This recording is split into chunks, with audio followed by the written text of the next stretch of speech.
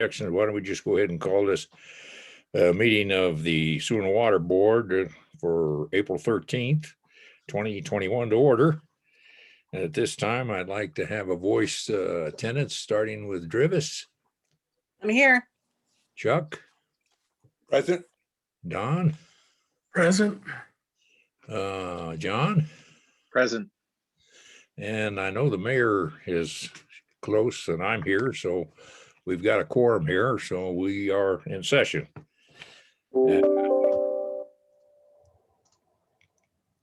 First item is approval of the minutes for the March 9th meeting. Is there any corrections or deletions or comments regarding the minutes from that meeting? If not, can I get a motion for approval of those minutes? I'll move approval of minutes. All right. March 9th. I'll second. All right. Been made and approved. All in favor, say aye. Aye. Aye. Opposed? All right. I'll ask Brenda, as this is public forum time, has anybody indicated they wish to attend the public forum? I have no indication of any public persons wanting to comment today. Thank you. Well, we just move into new business here real quick. Item A is the SCADA server virtualization. And I guess Steve and Mr. Jeromy King are handling that. That's right. Thank you, Chair. Can everyone see the presentation? Yes. Excellent. Let's jump right in. As you mentioned, Chair, IT Deputy Director Jeromy King is with us. He'll be assisting if any questions come up that require some IT expertise beyond my knowledge. So SCADA systems are used to remotely monitor and control critical operations equipment. They're really the brains behind the equipment, allow operators to see real time what's actually happening through displays and make necessary operational adjustments. This software is operated through a computer system. The system we're currently using are housed within 2 desktop computers that reside in the control room at the Allen Water Treatment Plant. So the recommendation before you today is to replace the existing desktop computers with a virtual server. There's several issues with the current arrangement that we have with those 2 desktop computers that put the city at risk. One is its local storage. If anything were to incapacitate the control room or access to the computers, we'd be unable to use the SCADA system to operate the plant and pump stations. There is no routine internal backup system. If the software to go down, it would be very difficult to reboot the system back to its current state. There's poor data recoverability and there's limited access by city staff. It's basically a physical access to those 2 desktop computers. What the virtual system, virtual server will allow us to do is basically mitigate for all of those risks I just presented. So we can execute routine and automated system backups. We can provide a high level of data recoverability. We can provide secure access to select operations staff that can access that information remotely. And perhaps most importantly, it's bringing our system up to current and modern industry best practice and standards. So this is a picture on the left of those 2 computers. That's currently where our SCADA system is housed. Above those computers, you can see the actual display monitors, and on the right is what that new virtual server will look like. That's actually one of our servers that's currently housed in the Civic Center. So we'll decide the best location for that new server. It could either be here at the Allen plant, or we could decide to put it at the Civic Center. But wherever we put it, it would provide those same benefits. Again, we would set the system up to have very secure access for those select city staff that need access to it, and set up appropriate firewalls to prevent folks that shouldn't be accessing the information from being able to. So Chair, that concludes my staff presentation. I'm happy to take any questions from the board, and this is the motion before the board. Anybody have any questions for Steve? I'm wondering about backup for power failures.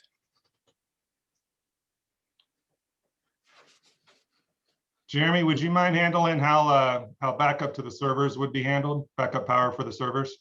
Yeah, definitely. So in the current design, we will on these servers, they have redundant power supplies on these servers, and then these servers, they would be plugged into separate circuits with the electrical. Then we would have a UPS sitting on the all the servers will be sitting on a UPS. Right now, it's proposed to have it at the Allen plant site, and the Allen plant site does have a generator, so the UPS would be backed up by generator. So these would have to be online, and the reason why we're proposing the Allen plant site is because of the SCADA network and the stuff that they need to control. Because the network currently, we don't have redundancies on the network to be able to put it somewhere else. So that's how the power would be done in multiple ways. Mr. Moore, you had a question?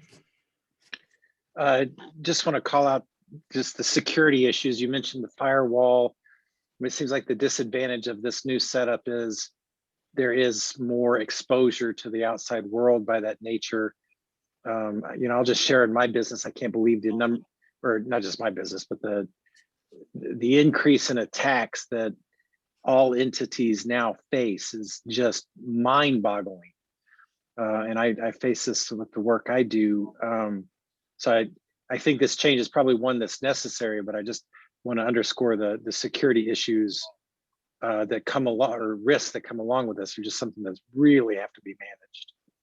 Yeah, anytime when you, I'm going to say plug it in and give it some sort of internet access, or somebody has some digital access, we have to go analyze the risks, what those are, and mitigate those risks. And in the SCADA environments, it's all about availability and nobody to get into those SCADA, to the ICS system, the industrial controls network. What this design that we did, what I do is I strictly design the system based off of the recommendations from NIST 800-82 revision 2. So basically, the National Institutes of Standards and Technology has written up a guide to secure your SCADA systems and how everybody should be handling how they digitally secure that. So we're following that guide of what we can do. I mean, we're not a nuclear facility, so we don't have to go really into the details of what they do, but we do have to secure those systems and make sure that the appropriate access is granted. Thank you for that extra commentary. All right. You're welcome. Anybody else have a question? All right, the motion is to recommend to the city council the approval of the purchase of a server equipment for the Converging One in the amount of $253,317 for the Utilities Department SCADA server visualization project. Do I have a motion to move this to the council? So moved. All right, do we have a second? Second. All right, we have a second. Any further discussion? All right, all in favor, say aye. Aye. Aye. Opposed? All right, motion carries. Next item is B, city ditch updates, and I guess Angela is going, and Steve will bring us up to date on the city ditch situation. All right, well, good evening, members of the board and city council and the mayor. Let's see, here is our presentation on city ditch. So we started up our city ditch, let me make sure I get the dates right, on last Wednesday and Thursday, so the 7th and the 8th. Typically, we start up the ditch on April 1st, the beginning of irrigation season, but due to the weather, we decided to push it a week. We make sure that all shareholders are notified along the ditch that we are going to be starting up the ditch. First process is we open up the head gate at Chatfield, and then we monitor as flow makes its way all the way down to the treatment plant. So the pictures here, you can see some different scenes from the city ditch, including the middle one where we have Tom Riat actually clearing some of the screens. So staff cleans and they push water, anything that's been kind of sitting in the ditch all winter long. So any sort of vegetation or just really anything that gets in there. And we push all that water into Big Dry Creek so that we don't actually take it into the plant and treat it, since it is a little bit funky after sitting there all winter long. And this year we were actually lucky enough to do some hydraulic testing as we were bringing the ditch online, and I will turn that part over to Steve. Great, thanks, Angela. So I have a few city ditch related engineering and water resources information to share with the board. And the first is exactly what Angela mentioned, is related to a data collection tool that was developed to support asset management and our water resources decision making. And so good system data supports smart replacement planning. It supports operational decision making. It supports trending over time as we continue to deploy this tool in future years during our startup. And as Angela mentioned, one of the operational adjustments that we're looking at this year would move more water through the ditch. So as part of this year's startup, we did a live hydraulic flow test. And so to support that flow test and to support identifying problem areas from a condition assessment standpoint, from a debris accumulation standpoint, a tool was developed through an application called Survey 123, which is GIS based. And I want to acknowledge Stephanie Ellis, who played a really important part of the development of that tool. That's actually her collecting data in the picture on the right on the ditch. And Miles McReynolds, the city's GIS support staff that developed this tool. This was our first time using it, and I'd like to report that, I will report that it worked great. And so this data collection tool can either work on city issued phones or tablets. And what allows us to do is to geolocate, document important ditch information, and perhaps most importantly is take pictures. Pictures can be really powerful when we want to trend things or really capture a snapshot of a current state of a system. Next slide, please. All right, so the next item relates to how we calculate the annual O&M reimbursement costs for the city ditch shareholders. And I'd like to take a quick moment to remind the board or inform the board that Englewood owns and operates the city ditch. However, all of the shareholders' rights come from Denver Water. So those shareholders are paying Denver Water for the water, and they're paying the city of Englewood for the O&M, or reimbursing us for their prorated share of the O&M. So as we explored how we historically made this calculation, we realized that there's an unallocated share of 13 CFS, Denver Water's unallocated share of 13 CFS that's gone into the calculation, and Englewood has basically covered the cost for that. And so what that meant was that that the city was paying 83% of the O&M costs while only receiving 48% of the water. And so what we are working on calculating right now is only reimbursement for the actual water used. And so what that means is our cost share is actually going to go down, and the shareholders' costs will be going up. Good. Next slide, please. Good. And then finally, a quick update on the Harvard Gulch tap. I mentioned this to the board previously, informing of this job. Happy to report that the work is actually done. These are pictures from a couple weeks ago during construction. So the tap's in, road's been restored to service. Denver is awaiting one piece of equipment, an adjustable valve to actually get that operable. So right now we're still diverting through the existing termination point, but as soon as that piece of equipment comes in, then we'll get that installed, and then we'll be able to deliver water through that new connection. Very good. And that concludes my information item. Does anybody have any questions of Steve or Angela? All right, very good. Next item C is hydrant flushing. And I guess Angela has that one entirely. All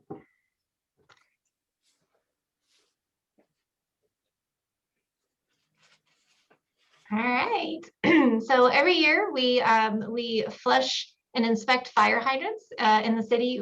We have about 665 fire hydrants that we flush and clean out dirty water and debris, and then we inspect the fire hydrants and ensure that they're working properly. Typically, we will put a diffuser on the fire hydrant nozzle, which is not shown on this picture, to restrict flow and direct it away from both properties and traffic. And then it also gives us the ability to remove the chlorine from the treated water before it makes its way into our storm sewers. And we We did fire hydrant flushing. We started yesterday and we're anticipating going all the way through Friday. We actually split the crews. So we have one crew working 7 a.m. to 3 p.m. And then we have another crew working from 3 p.m. to 11 p.m. And nothing ever goes exactly as you plan it. And actually this morning when Steve and Peter and Brenda and I were all in a meeting together, I got notified from one of my supervisors that we actually flooded a business on 4505 South Broadway. The carpet got a little bit wet inside their building. And so we called our restoration company right away and had them go out on site to inspect the damage and then also confer with the business owner. And I'm happy to report that the carpet didn't need to be removed or replaced. They just put a bunch of fans on it to dry it out. And so far, the business owner was happy, and it was a minimal impact for some water that got into that business. So that's all the kind of stuff that we try to avoid, that we're tightening up our procedures for how we do things. So we generally have folks walk where the water's going to make sure that it's going where we think it's going. And again, those diffusers definitely help because it slows the water down and then it directs it. And I don't know if folks remember the curb and gutter improvements that were done last year. And as part of that, we installed a lot more handicap ramps. And so the unfortunate part of that is that water isn't stopped when there's a handicap ramp. And so we're trying to pay a little closer attention to those new improvements that we have.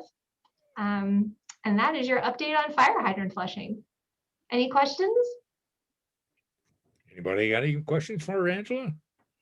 That's interesting. We improved the curb and gutters for handicap operation, and now we flushed out. It creates another problem sometimes. Right? You never know. You never know, do you? All right. The next item, item D, is a monthly billing feedback and updates. And Peter, I believe that's yours, sir. Yes, thank you, Chairman. I'm just here tonight to get some feedback from the board, if you've heard any, on the monthly billing transition. We have sent out the first round of monthly bills to customers that the flat rate customers who received a bill on April 1st would be the first group of people that received a monthly billing. Everybody else is still in progress, and but we are doing monthly reads now. We have our meter staffing up to full staffing. We actually finally hired a supervisor for that division. Just last week was his first week and first day, and so we're fully staffed there. We're finding that through optimization and efficiencies incorporated into the route reading, that we're able to accomplish the monthly reads with the staffing that was already allocated for field services. And so that seems to be going well. And you should have all received a flyer in the mail that was similar to something that we discussed here. Oh, there's a copy of it right there. Yep. And additionally, as people receive as customers receive their bill, there's an insert that's specific to which quadrant or which part of the billing cycle you're in that will help additionally provide feedback for the monthly billing transition. So with all of that, I'm curious as to if there has been any feedback that you've heard from your neighbors or from citizens or anything that you may have experienced yourself. Anybody want to raise their hand and comment to that or say so? I myself have received none. How about you, Caitlin? I haven't seen you earlier. Sorry, I was late. I haven't heard anything. I know I'm happy. And I think my parents are pretty happy about it too. Okay, good. Well, if that's the case, we thank you, Peter, and it must be working, sir. Keep it up. Well, Yeah, I did receive my bill. You did? I got my first monthly bill Well, have you paid it? by May 1st. Well, they want the money as soon as you get your bill. You got to get it in, Don. well, if you do hear anything, or if you have any feedback for us, we also provided the frequently asked questions to everybody, so that at least gives you some information in case you do get a question. Our billing counter has received a couple inquiries. We've had a few inquiries through social media. I spent yesterday for about an hour and a half or hour and 15 minutes on the phone with a customer who had a number of questions. And so we're trying to get this from all angles, and anything that we can do to help the board as you receive questions, please let us know. Okay, we will. Thank you. Next item is board vacancy applications. I think Brenda is going to address that.